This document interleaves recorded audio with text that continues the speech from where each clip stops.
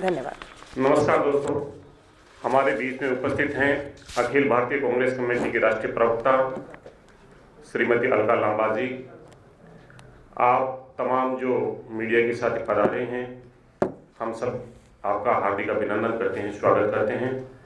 मैं चाहूँगा सुनील चतुर्वेदी जी भी अपने संगठन की तरफ से यहाँ पे अलका जी का पुनः स्वागत इस प्रेस वार्ता के अंदर करते हैं। संगठन की तरफ से राम सिंह जी से पुनः निवेदन करूँगा कि आप उनका स्वागत करें। धन्यवाद। धन्यवाद। मैं बिना विलंब के आमंत्रित करना चाहूँगा श्रीमती अलका लांबा जी कि वो आएँ और इस विशेष प्रेस वार्ता को आपके बीच में साझा करें। अलका लांबा जी।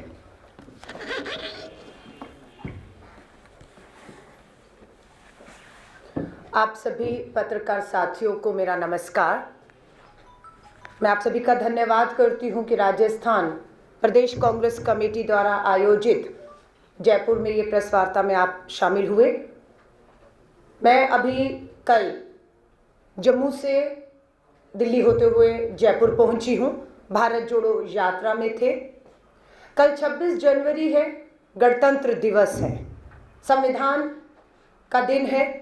संविधान में मिले अधिकारों को एक बार फिर से उसके प्रति अपनी वचनबद्धता को है वो दर्शाने और उसको ऊपर अपने निश्चय का दिन है। भारत जोड़ो यात्रा को लेकर श्री राहुल गांधी जी ने एक पत्र मीडिया के माध्यम से जनता के लिए लिखा है। आपकी इजाजत से श्री राहुल गांधी जी का ये जो संदेश है मैं पढ़ना चाहती हूं, ताकि हमारी पूरी राजस्थान की जनता तक ये संदेश जा पाए। श्री राहुल गांधी जी ने लिखा है, मेरे प्यारे देशवासियों, मैं यह पत्र आपको 3500 किलोमीटर की ऐतिहासिक भारत जोड़ो यात्रा पूरी करने के बाद लिख रहा हूं। कन्याकुमारी से कश्मीर तक इस पद यात्रा में हमारे साथ करोड़ों भारतीयों ने हिस्सा लिया। यह मेरे जीवन की सबसे महत्वपूर्ण यात्रा थी और इस यात्रा के दौरान आप सभी ने जो प्यार और स्नेह मुझे दिया उससे मैं अभिभूत हूं। इस यात्रा के दौरान मैंने यानी कि श्री राहुल गांधी जी ने आप सबके विचारों और उनकी परेशानियों को बहुत ही ध्यान से सुना। आज भारत गहरे आर्थिक संकट के दौर से गुजर रहा है। युवा बेरोजगार हैं, महंगाई आसमान छू रही है, किसान कर्ज के बोझ के तले दबा है और देश की सारी संपत्ति चंद पूंजीपतियों के कब्जे में है। आज भारत में लोगों को उनकी नौकरी जाने का डर है, उनकी आय कम होती जा रही है और बेहतर भविष्य का उनका सपना टूटता जा रहा है। देश में चारों तरफ निराशा का माहौल है। आज हमारी विविधता भी खतरे में है। कुछ विभाजनकारी ताकतें हमारी विविधता को हमारे ही खिलाफ इस्तेमाल कर रही हैं। एक धर्म को दूसरे धर्म से, एक जाति को दूसरी जाति से, एक भाषा को दूसरी भाषा से और एक राज्य को दूसरे राज्य से लड़ाया जा रहा है। ये विभाजनकारी ताकतें जानती हैं कि लोगों के दिलों में असुरक्षा और डर पैदा करके ही वो समाज में नफरत के बीज बो सकते हैं। लेकिन इस यात्रा के बाद मुझे पूरा विश्वास हो गया है कि नफरत की राजनीति की अपनी सीमाएं हैं और यह ज्यादा दिन तक नहीं चल सकती। मैं सड़क से लेकर संसद तक प्रतिदिन इन बुराइयों के खिलाफ लड़ूंगा। मैं एक ऐसा भारत बनाने के लिए दृढ़ संकल्पित हूं जहां हर एक भारतीय के पास सामाजिक खुशहाली के साथ साथ आर्थिक समृद्धि के समान अवसर हो, जहां किसानों को उनकी फसल का सही दाम मिले, युवाओं को रोजगार मिले, छोटे और मध्यम वर्ग के उद्योगों को प्रोत्साहन मिले, डीजल पेट्रोल सस्ता हो, रुपया डॉलर के सामने मजबूत हो और गैस सिलेंडर की कीमत 500 रुपए से अधिक ना हो। आज हर भारतीय यह महसूस कर रहा है कि आपसी नफरत और झगड़े हमारे देश के विकास में बाधक है। मुझे इस बात पर पूरा विश्वास है कि हम सब समाज में बुराई पैदा करने वाले जाति, धर्म, क्षेत्र और भाषा के मतभेदों से ऊपर उठेंगे। हमारी महानता, विविधता में एकता ही हमारी पहचान है। मेरा आप सभी को यही संदेश है, डरो मत। अपने दिल से डर को निकाल दो। नफरत अपने आप हमारे समाज से खत्म हो जाएगी। इस यात्रा ने मुझे आप सबके हक में लड़ने के लिए एक नई ताकत दी है। यह यात्रा मेरे लिए एक तपस्या थी। इस यात्रा ने मुझे सिखाया है कि मेरे व्यक्तिगत और राजनीतिक जीवन का मात्र एक लक्ष्य है, हक की लड़ाई में कमजोरों की ढाल बनना। जिनकी आवाज दबाई जा रही है, उनकी आवाज उठाना। मेरा सपना हमारे देश को अंधेरे से उजाले की ओर, नफरत से मोहब्बत की ओर और निराशा से आशा की ओर ले जाना है। इस लक्ष्य को पाने के लिए मैं भारत को एक महान संविधान देने वाले हमारे महापुरुषों के बताए हुए सिद्धांतों और मूल्यों को अपना आदर्श बनाकर आगे बढ़ूंगा। अंतिम पहरा राहुल गांधी जी के संदेश में, कांग्रेस परिवार पिछले 137 सालों से भारत के प्रति प्रगति के लिए समर्पित है। चाहे आजादी की लड़ाई हो, आजादी के बाद देश को एक सूत्र में पिरोना हो, या फिर आजाद देश को सामाजिक, आर्थिक, वैज्ञानिक ऊंचाइयों पर ले जाना हो, कांग्रेस ने हर मुश्किल समय में भारत को जोड़ने का काम किया है। आज फिर भारत एक मुश्किल दौर से गुजर रहा है। हमने एकता और भाईचारे का संदेश घर तक ले जाने के लिए हाथ से हाथ जोड़ो अभियान की शुरुआत की है। आप सब इस अभियान का हिस्सा बने और कांग्रेस के हाथ से हाथ जोड़कर एक ऐसे स्वर्णिम भारत के निर्माण में हमारा साथ दें, जहां हर भारतीय के पास अपने सपने देखने और उन्हें पूरा करने के समान अवसर हों। श्री राहुल गांधी जी का ये पत्र। 26 जनवरी से आज मैं अगर कांग्रेस के राष्ट्रीय प्रवक्ता के तौर पर राजस्थान की राजधानी जयपुर में बात कर रही हूं, तो उसी ठीक समय देश के हर राज्य की हर राजधानियों में ठीक आज ही के दिन, आज ही के समय हमारे दूसरे प्रवक्ता भी पूरे देश को मीडिया के माध्यम से हाथ जोड़ो अभियान की जानकारी दे रहे हैं। 30 जनवरी हम चाहते तो थे कि 26 जनवरी को ये यात्रा कश्मीर में झंडा सलामी के बाद अपने अगले मुकाम की तरफ बढ़े, जो हाथ से हाथ जोड़ो अभियान है। लेकिन किन्हीं कारणों से 26 जनवरी नहीं, 30 जनवरी अब वो दिन है जब कश्मीर में भारत जोड़ो यात्रा अपना पूरा करके, वो दिन शहादत का दिन है।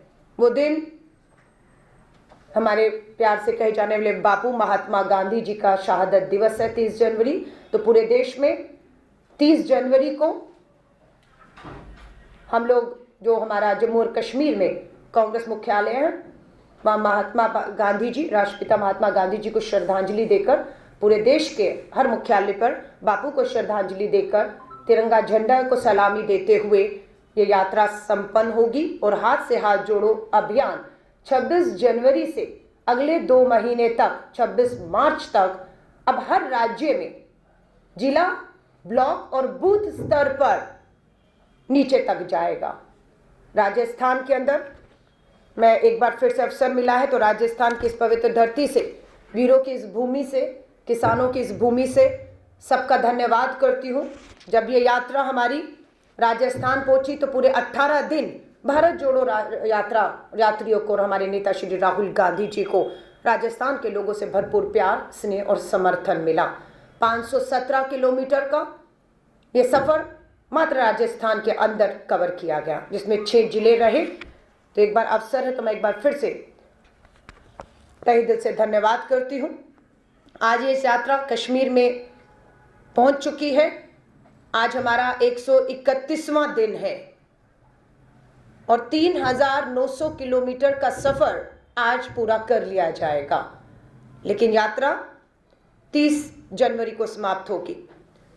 अब कांग्रेस पार्टी इस भारत जोड़ो अभियान को और अधिक व्यापकता प्रदान करने के लिए समूचे देश में 26 जनवरी से 26 मार्च तक जन संवाद कार्यक्रम, जिसका नाम है हाथ से हाथ जोड़ो अभियान, चलाएगी, जिसका नेतृत्व ब्लॉक कांग्रेस कमेटियां करेंगी। इस अभियान के तहत हमारी पूरी कोशिश रहेगी 6 लाख गांव, हमारे 6 लाख गांव, 2.5 लाख ग्राम पंचायतों को 10 लाख मतदान बूथों तक पहुंचकर श्री राहुल गांधी जी का जो संदेश है और मोदी सरकार की जो नाकामियों की चार्जशीट जो है, जो 9 साल का इनका कुशासन रहा, उसकी चार्जशीट पहुंचाना हमारा मकसद रहेगा। मैं कुछ महत्वपूर्ण बिंदु बताना चाहती हूँ सिर्फ आपको। महंगाई इस पूरी यात्रा में सबसे बड़ा मुद्दा बनकर उभरा है। महंगाई में लोगों ने याद किया कि 2014 में कांग्रेस की सरकार में जिस एलपीजी गैस सिलेंडर के दाम 410 हुआ करते थे, वो आज 1050 या 1150 तक पहुंच चुके हैं। जो पेट्रोल कांग्रेस के शासनकाल में 70 रुपए था, वो 100 रुपए पार कर गया। जो डीजल 55 रुपए कांग्रेस शासनकाल में था, वो 90 रुपए पार कर गया। जो दाल और कीमतें 60-70 थी, वो 200 रुपए खाने का तेल और ये पहुंच गया है। आटे के ऊपर 5% जीएसटी लगा दिया गया, यानी कि गरीब के मुंह से नवाला खींचने की कोशिश की गई। 5% अस्पताल में इलाज, आईसीयू बेड पे भी 5% जीएसटी लगाकर गरीब से उसका जो है अधिकार छीना गया। 8 साल में पेट्रोलियम प्रोडक्ट से केंद्र की सरकार ने 29 लाख करोड़ लोगों की जेब से सीधे वसूला है। 29 लाख करोड़। अब देश जानना चाहता है कि हर एक की जेब से पेट्रोल, डीजल, इन सब से आपने पेट्रोलियम प्रोडक्ट से 29 लाख करोड़ अगर आपने वसूला, तो वो पैसा आपने किसे दिया? सुनिएगा, आजादी के बाद से मई 2014 तक देश पे कुल कर्ज मात्र 55 लाख करोड़ था। आजादी से लेकर 2014 तक देश पे कर्ज था 55 लाख करोड़, और मात्र पिछले 8 साल में भाजपा के शासन पे देश में ये कर्ज बढ़कर हो गया 155 लाख करोड़। आजादी से लेकर 2014 तक 55 लाख करोड़, और मात्र पिछले 8 साल में मोदी राज में 155 लाख करोड़ पहुंच गया। अब आ जाइए पूंजीपतियों पर कि आप कह रहे हो 29 लाख करोड़ हमसे वसूला कहां गया। सुनिएगा, महामारी की विभीषिका में 84 करोड़ लोगों की आमदनियां घट गई, लेकिन सरकार की मेहरबानी धन्ना सेठों पर रही। उनका 10 लाख करोड़ से अधिक का कर्ज बट्टे खाते में डाल दिया गया। जो बैंकों से पूंजीपतियों ने 10 लाख करोड़ का कर्ज लिया था, उसे वसूलने की बजाय उनको बट्टे खाते माफ कर दिया गया, भूलने को कहा गया, उनसे नहीं लिया जा रहा। मोदी सरकार की सरपरस्ती में 5,35,000 करोड़ बैंक फ्रॉड हुए हैं। कितने?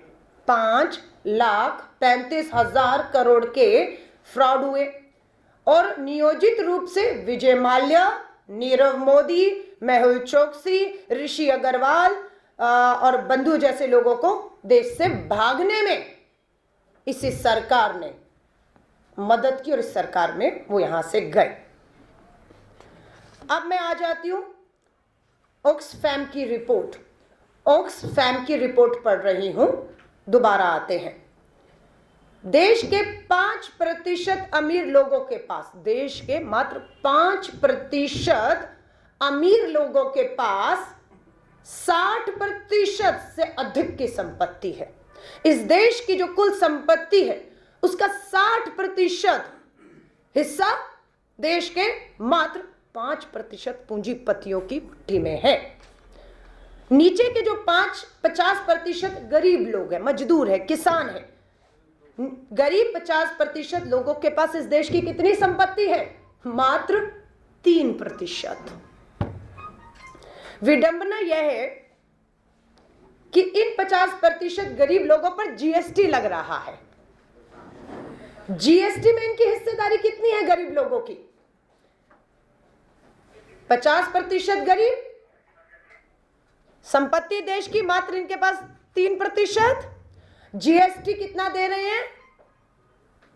लगभग 65% जीएसटी में इस 50% गरीब तबके का है, और 10% पूंजीपति अमीर जो है, वो जो 10% पूंजीपति अमीर हैं, उनका इस जीएसटी में कितनी भागीदारी है? 3%। गरीब दे रहा है 65% के करीब, और ये पूंजीपति दे रहे हैं जीएसटी 3% के करीब। उनकी हिस्सेदारी देश की संपत्तियों में 5% लोगों के पास 60% हिस्सेदारी संपत्तियों में है, और यहां पर 50% गरीब के पास देश की संपत्तियों में 3% की हिस्सेदारी है। ग्लोबल हंगर इंडेक्स, भारत, ये 8 सालों की चार्जशीट हमारी जो है उसके है कि भुखमरी के हालात ये हैं, पाकिस्तान, नेपाल, बांग्लादेश को पछाड़ते हुए भारत भुखमरी के कुल 116 देशों की गिनती में 101 नंबर पे खड़ा है।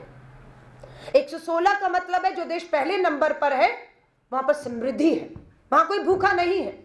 लेकिन जैसे जैसे आप उस ग्राफ में नीचे आते जाएंगे, यानी कि दिखाता है कि वहां पर सबसे ज्यादा गरीबी और भुखमरी है, और हम 116 देशों की गिनती में भुखमरी के आंकड़े में 101 नंबर पर खड़े हुए हैं। ऑक्सफैम की रिपोर्ट के मुताबिक कोरोना महामारी की विभीषिका में 100 बड़े पूंजीपति, जब कोरोना महामारी थी, तालेबंदी थी, लोग बेरोजगार हो रहे थे, भुखमरी की कगार पे चल रहे थे, तब क्या हो रहा था? मात्र देश के 140 करोड़ की आबादी में 100 पूंजीपति, 100 पूंजीपतियों की कमाई कितनी हुई? 13 लाख करोड़ रुपया। सबके काम धंधे बंद, रोजगार नहीं, बेरोजगार, भुखमरी, लेकिन 100 पूंजीपतियों ने उस कोरोना महामारी के बीच में 13 लाख करोड़ रुपए कमाए, और दूसरी तरफ 12 करोड़ मेहनतकश लोग, गरीब मजदूर लोगों ने अपने रोजगार ही खो दिए थे। उस महामारी में 12 करोड़ लोग बेरोजगार हुए। मोदी जी के कई मित्रों की आय प्रतिदिन 1000 करोड़ रुपया हो गई। गरीब दिन में 100 रुपया नहीं कमा पाया, लेकिन रिपोर्ट बता रही है कि पूंजीपति मित्र प्रतिदिन 1000 रुपए नहीं, 1000 करोड़ रुपए कमा रहे थे। एनएसओ की रिपोर्ट यह भी चौंकाने वाली है। तथ्य है कि हर किसान, क्या था दावा मोदी सरकार का? किसानों की आय दुगनी करेंगे। चार्जशीट हमारी है, तथ्य है। संसद सत्र में सवाल पूछे गए सच्चाई जानने के लिए कि क्या किसानों की आय दुगनी हो गई? जवाब मिलता है लिखित में। हर एक किसान पर 74,000 का कर्ज है, यानी कि हर किसान 74,000 के रुपए के कर्ज में है। हर तरफ सरकार किसानों का कर्ज माफ करने की आवाज उठ रही है, लेकिन किसानों का कर्ज माफ कर रही है? नहीं कर रही है। 29 लाख करोड़ पेट्रोल डीजल से कमाया, किसानों का कर्ज माफ किया, आय तो दुगनी नहीं हुई। कर्ज माफ किया, बोझ कम किया? नहीं किया। उल्टा हर एक किसान देश का 74,000 रुपए के कर्ज के नीचे। दूसरी तरफ पार्लियामेंट्री कमेटी ने यह खुलासा किया संसद में खड़े होकर कि 2020 और 21 में बीच कोरोना महामारी में किसानों के कर्ज माफ नहीं हो रहे, आय दुगनी नहीं हो रही, लेकिन वहीं पर पता लगता है कि कॉर्पोरेट टैक्स जो है उसे कम कर दिया गया है। पूंजीपति मित्रों पर दया आ रही है और कर्ज उनका माफ किया गया, पूंजीपति मित्रों का, किसानों का नहीं, उनका। और कितना? 1,84,000 करोड़।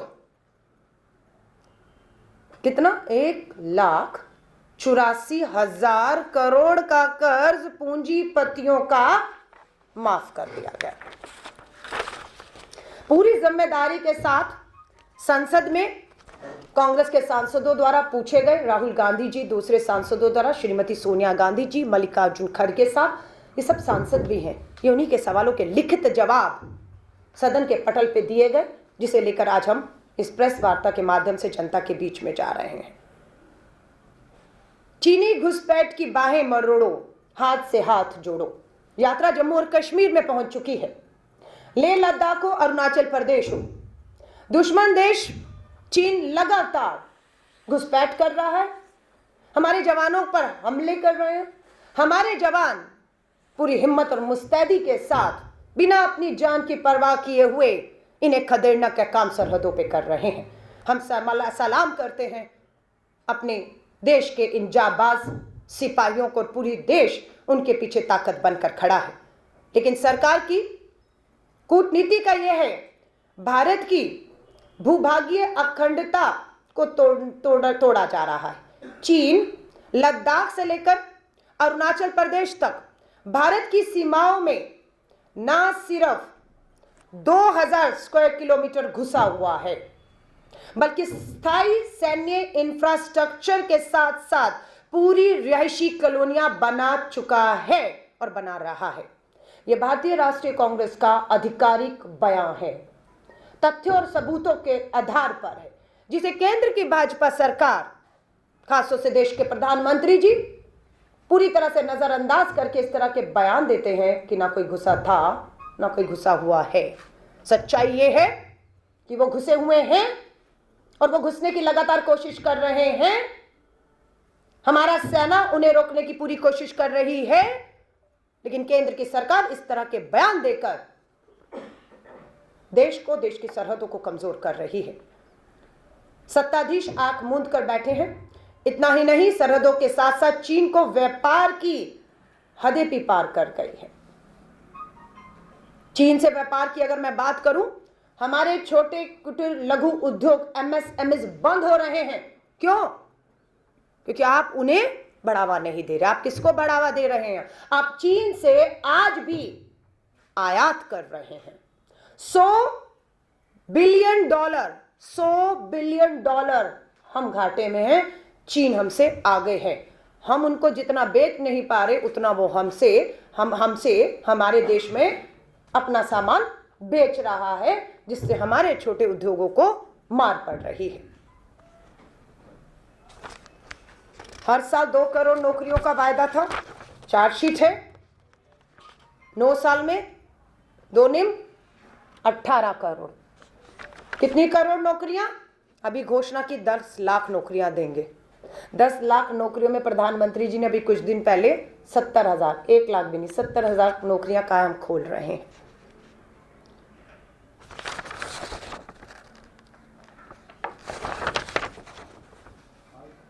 आज प्रेस वार्ता के माध्यम से एक एक आंकड़े को पूरी जिम्मेदारी के साथ आपके बीच में रखा है।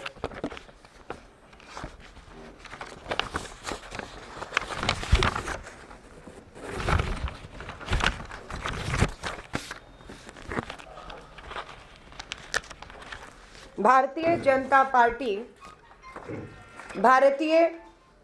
तहे दिल से धन्यवाद करती हूं और 26 जनवरी गणतंत्र दिवस की आप सभी को हार्दिक शुभकामनाएं और बधाई भी देती हूं। देश और दुनिया की हर बड़ी खबर के लिए सब्सक्राइब करें नवतेज टीवी और पल पल के अपडेट्स के लिए बेल आइकन को दबाना ना भूलें, क्योंकि आपकी खबरों का भरोसेमंद साथी है नवतेज टीवी।